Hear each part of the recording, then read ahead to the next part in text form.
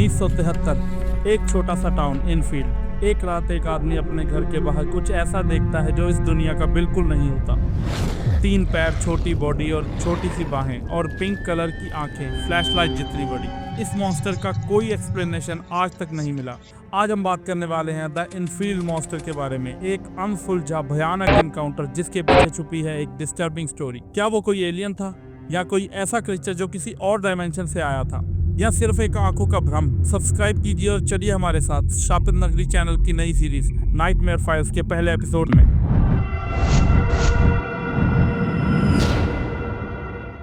अप्रैल 25, 1973 America में स्थित Enfield नाम का टाउन। उस दिन हेनरी मैकडैनियल नाम के एक लोकल रेजिडेंट ने अपने घर के बाहर कुछ अजीब देखा।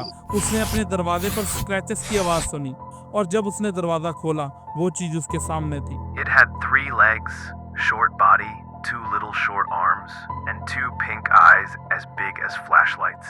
ये हेनरी के एग्जैक्ट वर्ड हैं। हेनरी ने तुरंत अपनी पिस्तौल उठाई और 2 शॉट फायर किए और वो चीज भाग गई। लेकिन यहाँ से कहानी और अजीब हो जाती है। अगले दिन पुलिस साइट पे आई और वो भी देखकर हैरान थे।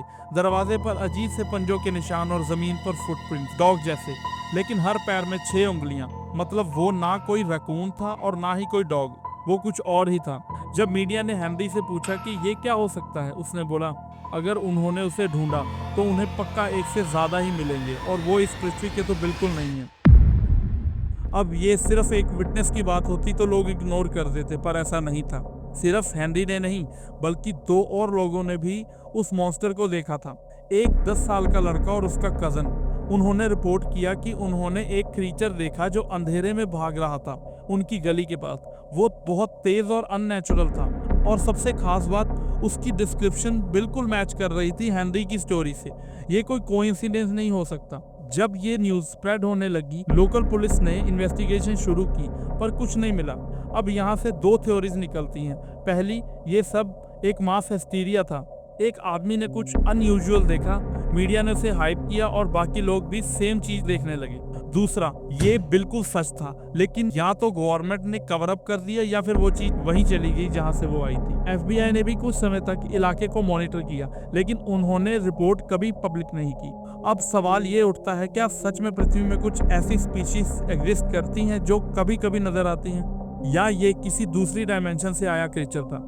इनफील्ड मॉन्स्टर का केस हमेशा के लिए रहस्य बन गया, पर इसका मतलब ये नहीं कि वो झूठ था। आज भी पैरानॉर्मल रिसर्चर्स और हंटर्स इस केस का रेफरेंस देते हैं जब वो इंटरडाइमेंशनल क्रीचर्स या फिर एलियन की बात करते हैं। तब हेनरी मैकडैनियल ने अपनी स्टोरी कभी नहीं बदली। उसने लाइफ के एंड तक बोला, मैं झूठ नहीं बोल रहा, मैं जानता हूँ मैंने क्या देखा है। इनफील्ड आज भी एक मिस्टीरियस टाउन के नाम से जाना जाता है। टूरिस्ट जाते हैं, पैरानॉर्मल इन्वेस्टिगेटर वहां से क्लूज ढूंढते रहते हैं, बट वो फिर कभी नहीं दिखा, या कोई देख ही नहीं पाया। तो क्या था ये creature? Alien, genetic mutation, interdimensional being, या सिर्फ एक मिथ? आपका क्या मानना है? कमेंट सेक्शन में जरूर लिखना।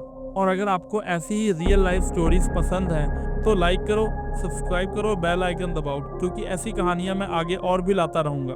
मिलते हैं नाइटमेयर फाइल्स के अगले एपिसोड में, तब तक के लिए स्टे सेफ।